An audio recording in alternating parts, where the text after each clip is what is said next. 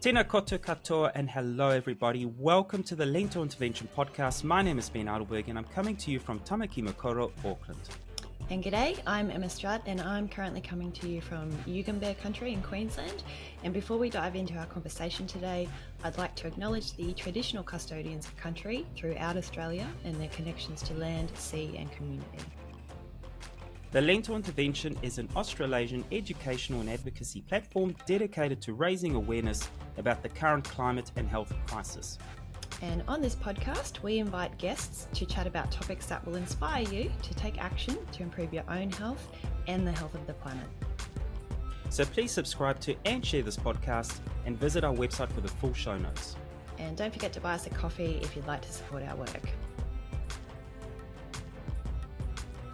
And here we are, episode number 4, and we are super lucky to have our following guest. So a lot of our listeners will be familiar with, I think it was released in August last year, which was the IPCC Climate Change 2021 report, which is predominantly the physical science basis. We covered a little bit about, the more direct impact in Australia and New Zealand.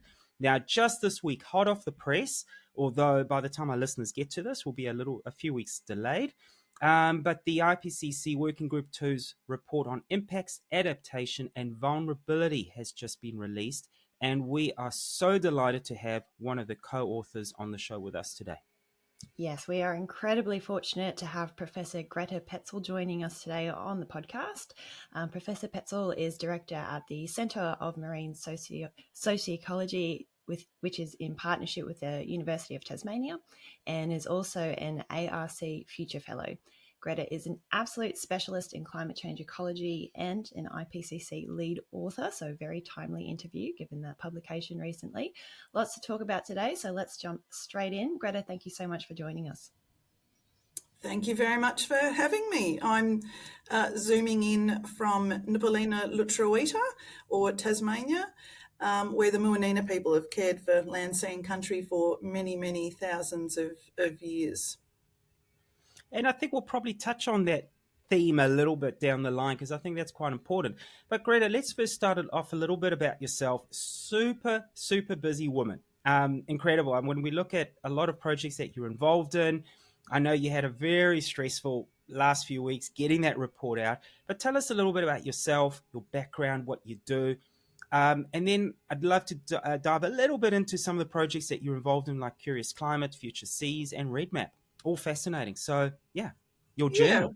Yeah. Okay, well, I'm a marine ecologist by trade. So when I was growing up as a kid, I was pretty fascinated with, plants and animals and why they did the things that they do, but it didn't actually occur to me that you could be a scientist. We didn't know any university educated people. I didn't know that was a career option for me. And then as I got older, I worked for a couple of years and then decided to go to uni and do a science degree, and ended up fishing and diving and loving it. And yes, worked firstly on squids and cuttlefish and octopus, and looking at how they grew and where they lived and their movement migrations, and just really fascinated with the underwater world. And I used to think of it as being an ecological detective, sort of figuring out how things worked under there and what all the connections were, but started seeing lots of changes in the marine environment in the early 2000s and started wondering what was going on, why things were changing, and gradually got very interested in climate change. And now, as you know, I do a little bit less work in the field, fishing and diving, and a little bit less laboratory work, looking at animals and what makes them tick, but a lot more work on the human system. So I do look at impacts of climate change at a local scale here in Tasmania, but also at the global scale, and then looking at how our human system, so our fisheries and aquaculture and conservation, how all those things might need to change and adapt to climate change so that we can make the most of the situation that we're in. And as Ben said, you've been involved in a number of projects that are helping bridge that gap between the experts and the wider population.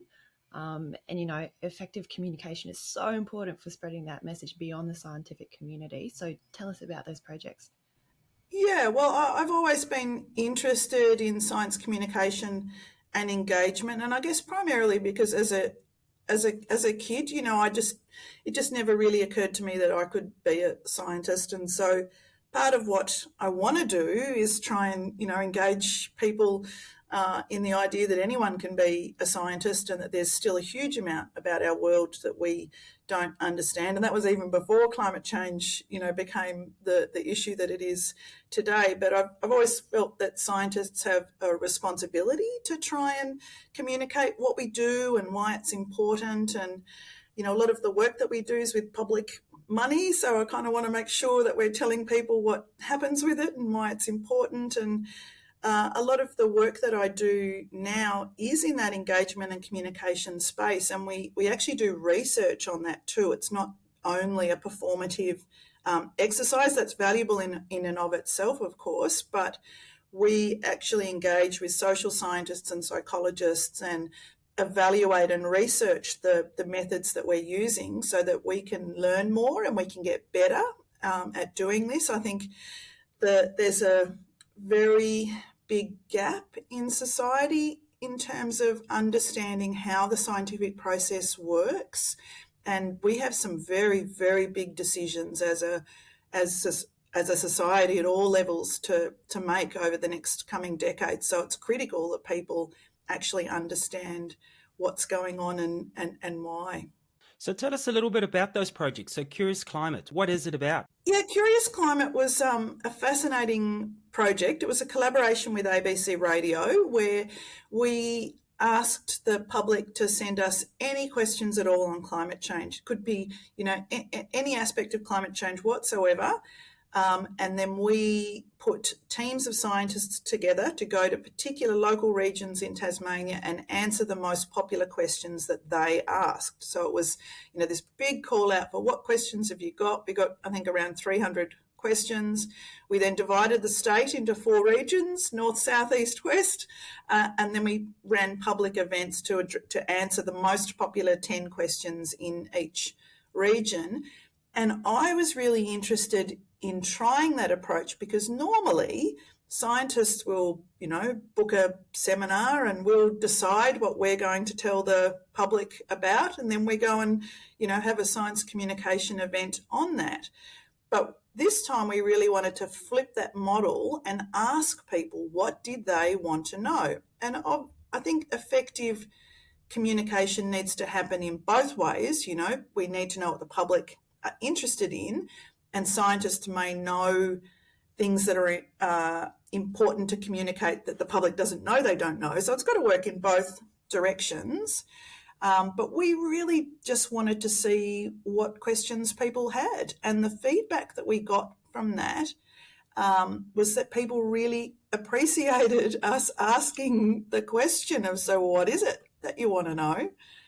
And then really appreciated the opportunity to meet with the scientists doing that work and having one-on-one conversations and lots of time for question and answer. So at each of these 4 public events that we hosted, the Q&A, we planned for 30 minutes and it went for over an hour and a half. So people just wanted the opportunity to ask questions and have them answered.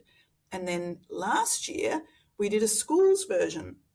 So this was led by a researcher at the University of Tasmania called Chloe Lucas, and we put the call out to school kids all around Tasmania, go figure out in your classrooms what questions you've got. We had 1,000 kids ask 200 and something questions, 300 questions roughly, and then we got 57 different climate experts of all different kinds, so health researchers, legal people, oceanographers, ecologists, you name it, and they did written answers, side of their desk videos, and school visits. And again, that was just really phenomenally received. School kids wanted to know what was going on, and that's an area that I feel really, really passionately about. So we are the first generation that are knowingly, willingly leaving kids with a much worse planet. And as you can see, that is something that really upsets me. So I feel that we really do need to offer them the opportunity to have agency and control and to get the information that they feel they need.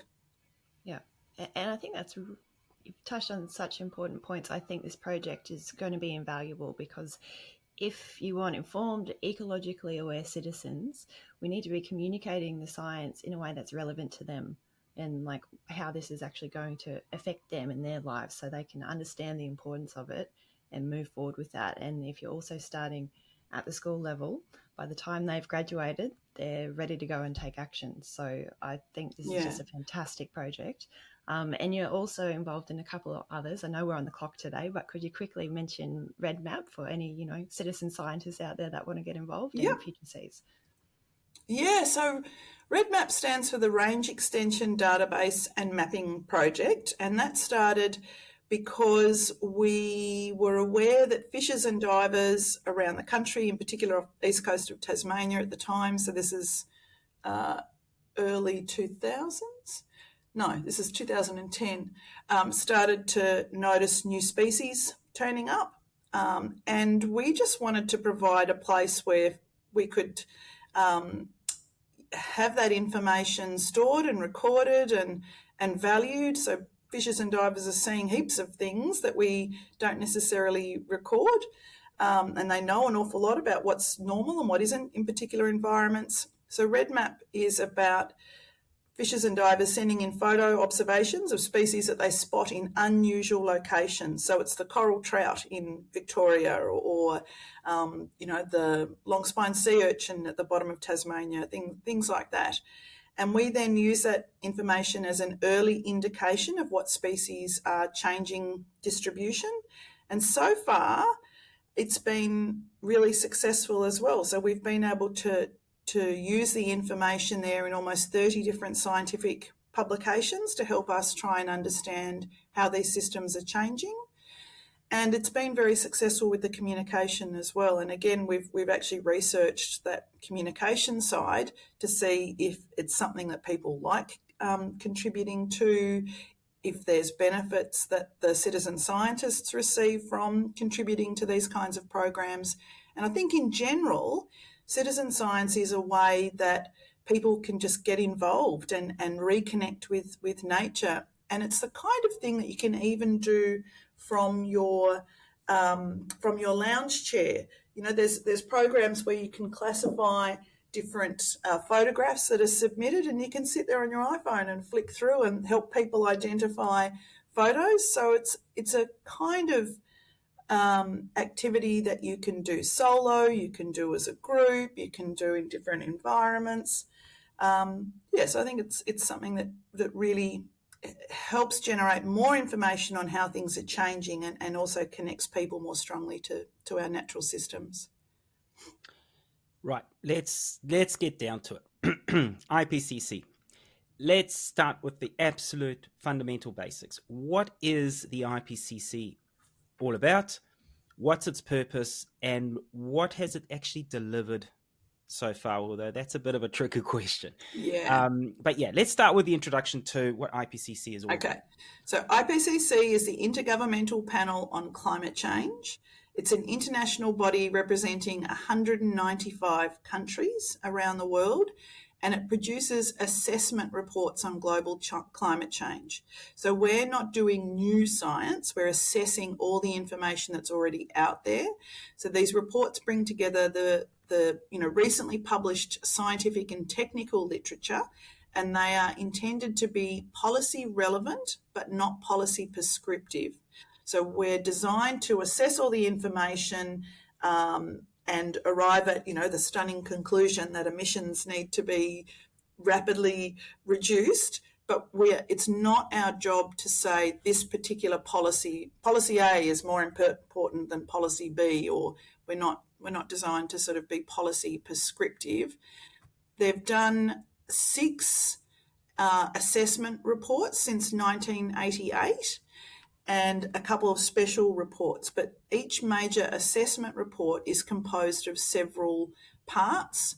So there's the physical basis of climate change, or Working Group 1, and we had that report for Assessment Report 6, released in August. Then the report that was released Monday and Tuesday this week, Working Group 2, that's Climate Change Impacts, Adaptation and Vulnerability.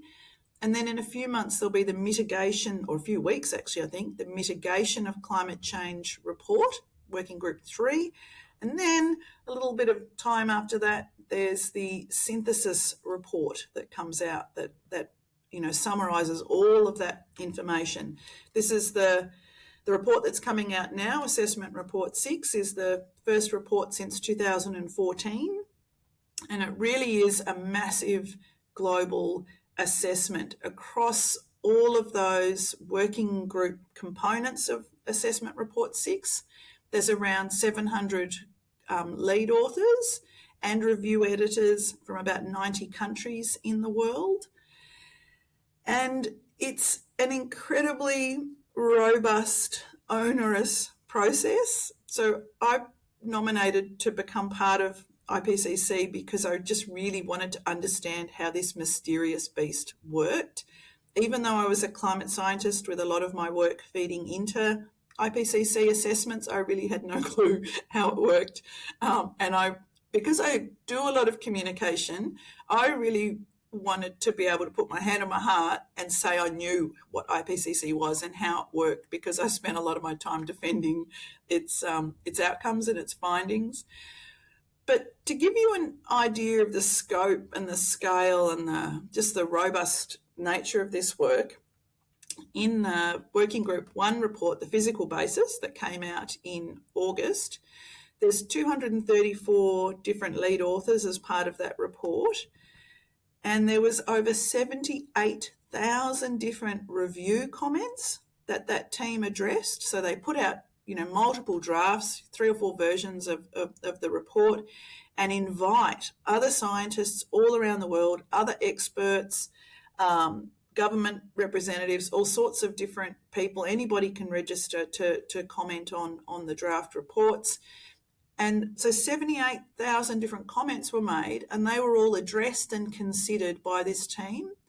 And that Working Group 1 report assessed and cited over 14,000 different studies. So 14,000 different scientific teams from all parts of the world,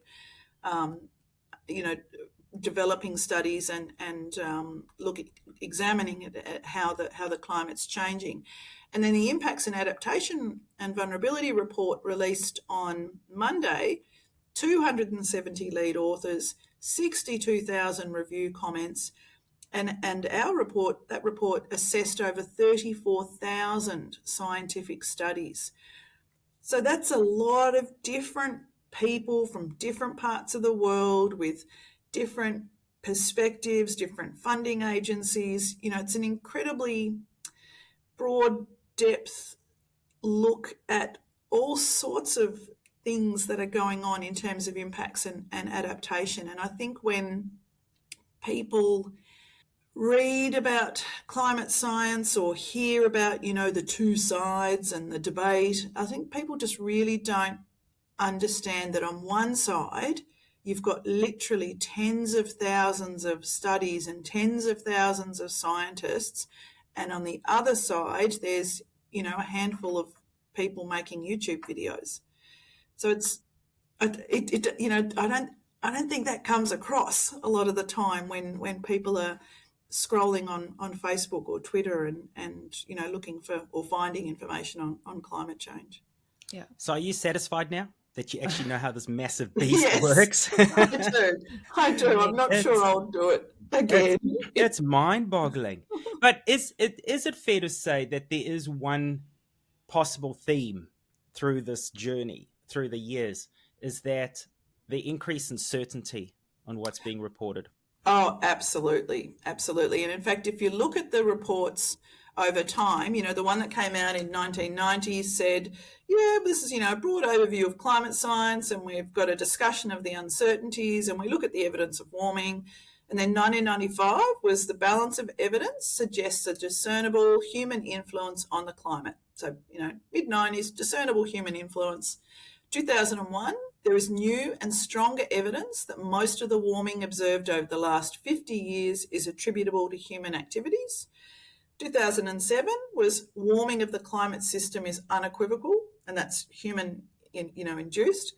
And then 2013, human influence on the climate system is clear. And then, if you skip to this report that's just come out recently, it's, global warming of 1.1 degrees has already caused dangerous and widespread disruption in nature and affected the lives of billions of people despite efforts to adapt.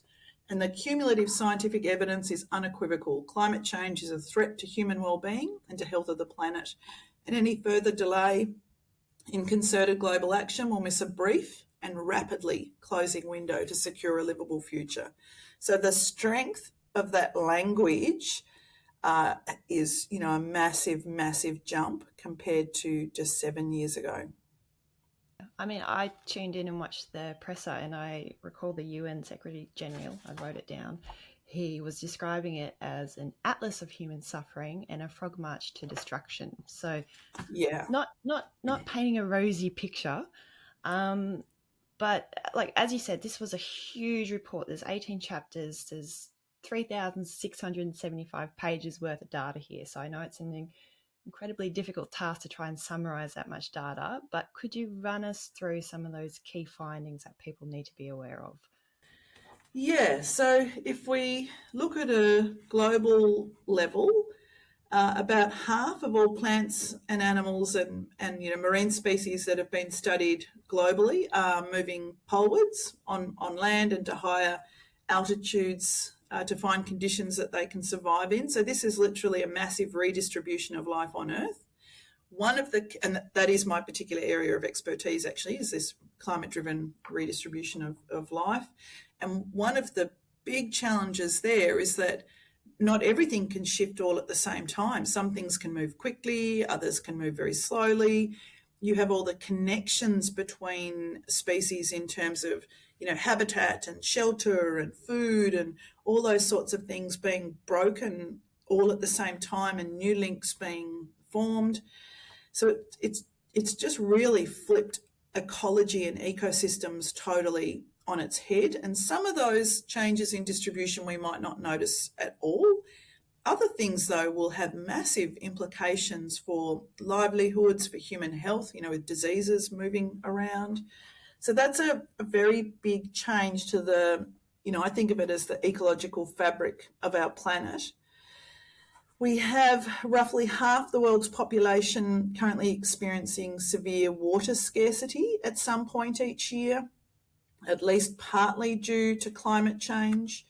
We know that increased warming, heat waves and droughts are really hindering efforts to achieve those United Nations Sustainable Development Goals of zero hunger and everyone having water. Millions of people have been pushed into acute food and water shortages, particularly in Africa, Asia, Central and South America and small islands. We know that in every region of the world, climate change has really affected people's health. There's been, periods of extreme heat that have been attributed to human-induced heat waves and caused, mortality of people. And then there's, if you look at all the extreme events happening in the world, and Australia is unfortunately, really at the high end of exposure to those kinds of extreme events of floods and droughts and fire and marine heat waves and all those sorts of things. We know that not only do those events have a very massive toll in terms of infrastructure and our economy and all those sorts of things, but there's a lot of trauma associated with those heat waves and droughts and floods and storms, and that's really negatively impacting people's mental health. There's a big concern around the extent of extreme events that we're seeing now, and again, Australia is an unfortunate example of that, means that the costs of responding to these events is so massive and the work required so extensive, and then these events are now happening one on top of each other. They're not just happening in isolation. They're happening one after the other, or different kinds of extreme events happening at the same time. So we're seeing these cascading, compounding, aggregate kind of impacts, and that it's really overwhelming our capacity to respond and to manage these things properly. And you mentioned Australia, but New Zealand's the same. We've had our South Island West Coast hit by flooding, severe flooding, 3 times in 1 year. And when you talk about the infrastructure impact, one bridge broken, you've cut off access to these isolate communities. So you talk about the stress on communities, mental health. We've covered this in other episodes. There's health-related implications, with heat waves and the dust and smoke, and there's a long list. Diseases, the list goes on. A lot of diseases that come with it as well. So there are significant impacts, but an important component, because this paper is about, a part of the title is adaptation.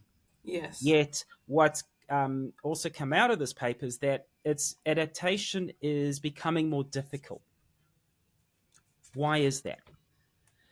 Well, I guess as the impacts increase, it's leaving less funding for adaptation, and the gap is growing. So that gap between what we need to do and what we have the capacity to do is just really, really escalating. So for example, well, I guess one of the things that we need to do is to try and invest more in disaster resilience, for example, rather than disaster recovery.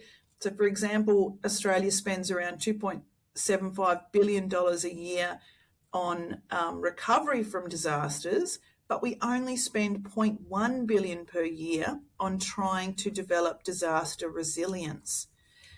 And I think that's one of the things that complicates adaptation, because we're being hit by these, or clobbered, I think the UN actually referred to extreme events as, we're being clobbered by these extreme events one after the other. So we have to do that disaster recovery, but at the same time we need to be doing developing the resilience as well.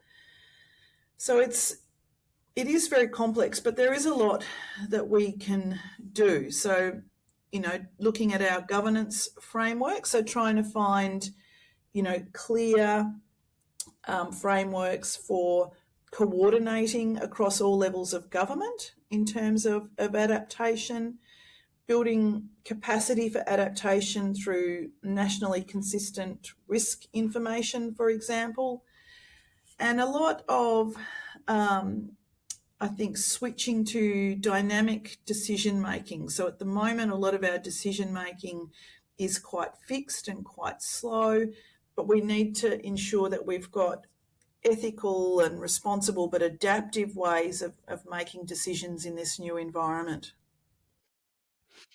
Now, last year during the as part of the sixth assessment report, we spoke a little bit about the direct climate impacts in Australia and New Zealand, and really it's more flooding, more in certain areas, more heat waves in certain areas, more droughts, more severe, more frequent, and so on.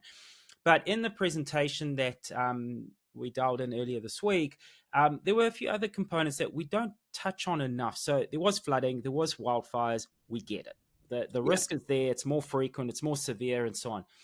But there were a few other important components: coral reefs, kelp systems, and species distribution. Those were 3 that are not spoken enough. Can you touch on a little bit about that? Because it's an ecosystem. We're a part of it. And, we're all interconnected. And so we can't ignore certain facets and let's just look after ourselves. So the Great Barrier Reef, for example, in Australia is something that really pulls at my heartstrings, because that is a massive future risk in terms of climate change. We've had 3 marine heat waves on the Great Barrier Reef. We've had 2016, 2017, 2020. Those heat waves mean that we get accumulated thermal stress, and that means that we have bleaching of coral. When we have bleaching of coral, the zooxanthellae that live in the coral and provide them with energy get expelled from the coral. They then are bleached. If the thermal stress remains, the zooxanthellae don't come back, and that means the coral dies because it has no food. So that it's in a symbiotic relationship, the coral and the zooxanthellae. And so the coral dies if it stays hot, and that can't come back. And we know that the bleaching has been occurring, almost back to back for the last sort of 5 years, 3 events in 5 years. And the recovery of coral reefs following those disturbance events is really slow. So it takes at least 10 years minimum for the very fastest growing corals to recover. And that's, obviously only partial recovery, because there's lots of slow growing corals that can't recover in that time. And then to sort of make the situation even more gloomy, we know that recruitment of coral or production of new baby corals is much lower after bleaching events. So in 2018, after the 2017 bleaching, the coral recruitment or production of new coral was reduced to only 11% of that long-term average. So the story there is that dead coral doesn't make babies. So the capacity of the reef to replenish itself after these heat wave events is much slower. And unfortunately, we, based on global assessments, there's suggestions that bleaching conditions globally are projected to occur twice each decade from around 2035 under the high emissions scenario that we're pretty much travelling along at the moment. So if you've got bleaching twice each decade, it doesn't take a rocket scientist to figure out that with a 10-year recovery time, that outlook for coral systems is not great. And those values that I mentioned applied to the Great Barrier Reef, but it's also a very high risk for our tropical reef systems in Western Australia as well.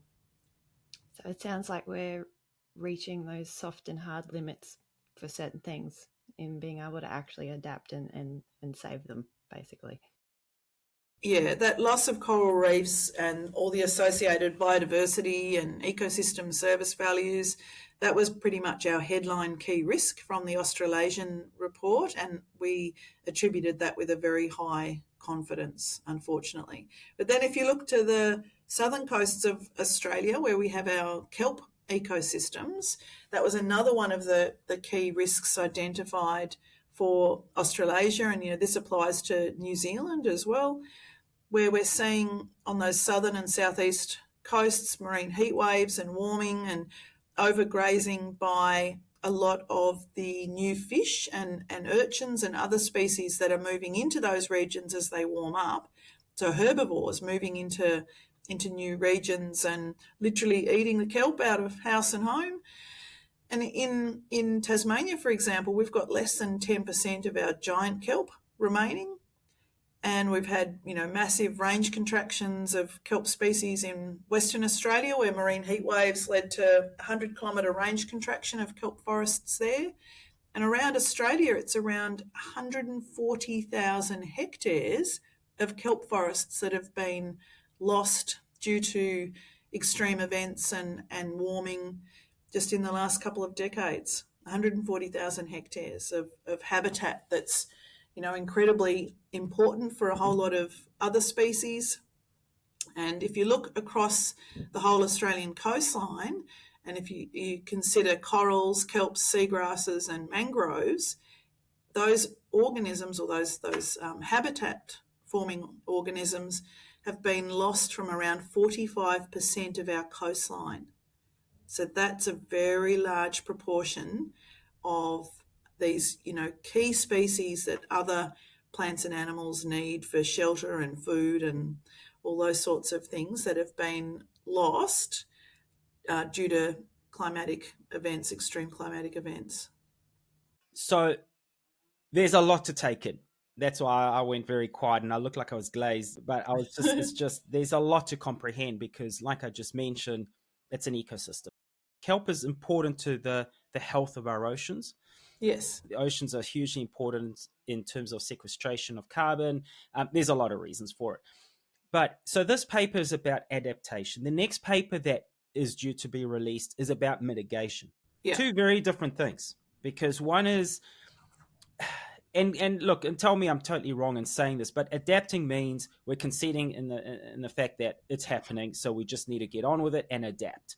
Whereas mitigating, is there much mitigation left? I mean, the trajectory we're on. So what is the difference between the two in terms of our way forward? Okay.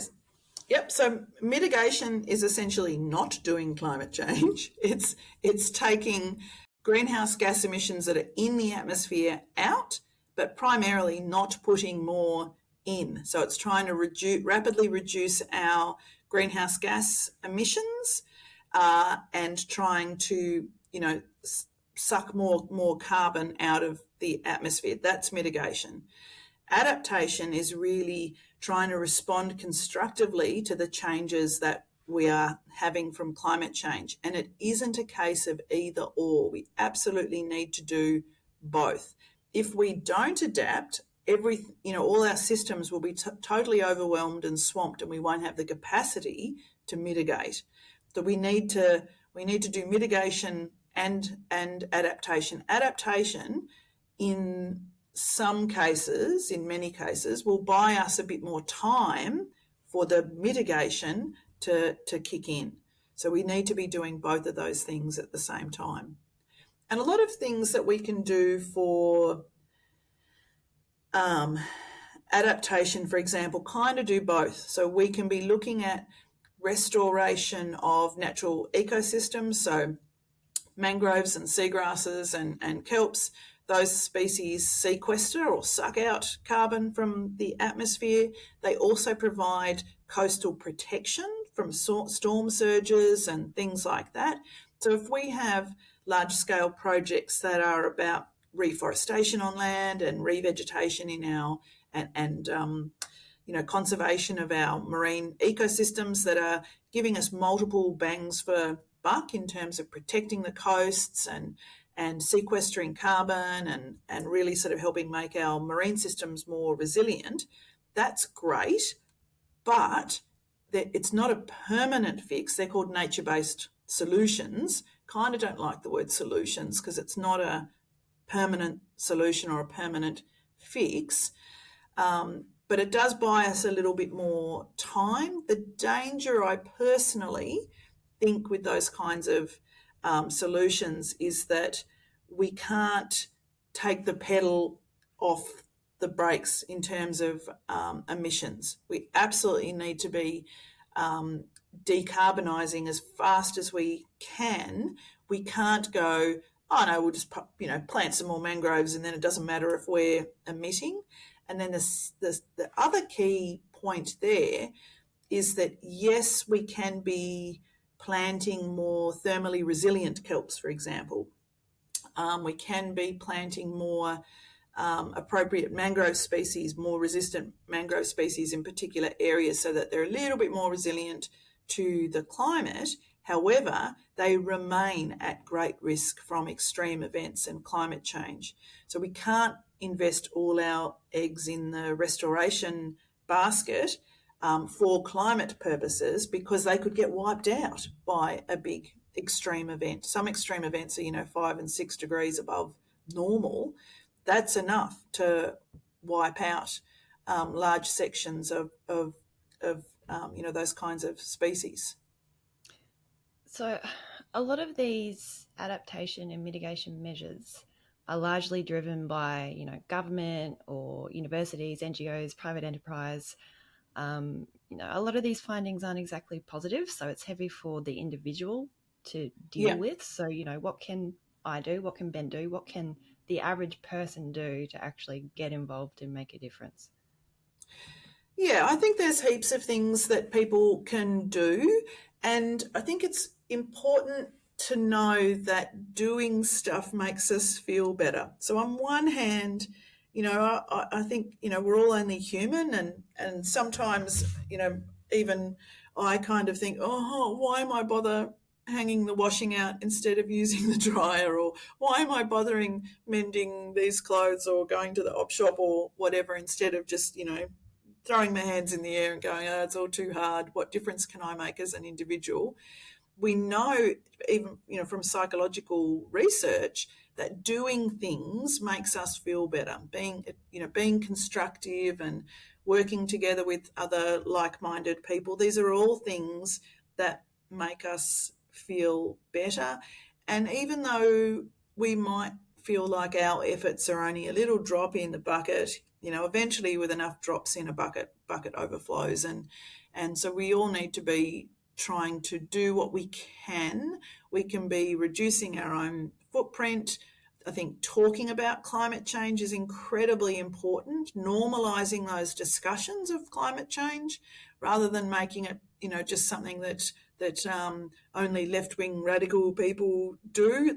Climate change is affecting everybody, everywhere. It doesn't care who you vote for. It doesn't care what your political leaning is. It's going to affect, or it is affecting everybody. So we need to be expecting and demanding more of decision makers at all levels across all parties.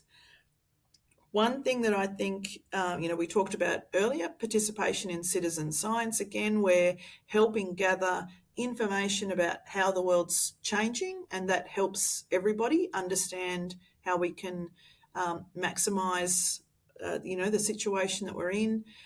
Asking questions and getting answers from reputable sources. That's another thing that I think is very useful. People should be able to ask questions and not be made to feel silly or like, their question isn't important or whatever. So finding ways that scientists can get better at trying to answer questions from the public. And I think most importantly, we can't give up. Although it's sometimes hard to feel hopeful, I think the important thing to remember is that every fraction of a degree of warming that we avoid really does improve the outcome. And that's what we've got to keep in mind, that it's not we fix climate change or we don't, we adapt or we don't, or we mitigate or we don't. Everything that we do to adapt to climate change, everything that we do to not put more emissions in the atmosphere, they're all leading to a better outcome than we would have otherwise. To circle back to our conversation right at the beginning and your work with Curious Climate, in 2020, you wrote a piece on how you feel about climate change. And you said that in general, you're not optimistic about climate change, but, quote, it's the ferocity of young people that gives you hope. Absolutely. And I have two of those at home. And yeah, pretty much I just want to be able to look my kids in the eye and say, I did everything that I could do to try and help people understand what's happening and why it's important. And most climate scientists that I know, or I'll rephrase it, every climate scientist I've asked that question, what gives you hope, or heard, that asked in a seminar or something like that, they will all say the tenacity, the anger of young people, just the energy that they have in terms of demanding a better future, the rights that they have for that. That's basically what keeps climate scientists going. Gretta, thank you so much. We've got to wrap it up here. You're super busy. We've mentioned that at the start. We're so grateful for having you on the show as a guest. We say this a lot now. Communication in science is so key. You are just another exemplary example of that. And even Tasmania seems to be a product of that. We have a lot of guests coming from that part of the world. But it's so important. The way you do communicate is gosh, I've learned a hell of a lot, and I'm sure our listeners have. So it's you take complex science and you make it understandable, and that's key. And another thing we mentioned a lot is grounded hope, and that's what you've given us as well. So thank you so much for your time. Thank you so much for effectively a lesson, and taking the time out of your busy schedule. And thank you. No worries. Thank you very much. And thank you for all the work that you do in trying to help people understand these issues as well. Thank you for listening to the Lentil Intervention Podcast. If you found this interesting, make sure you subscribe and share it with your friends.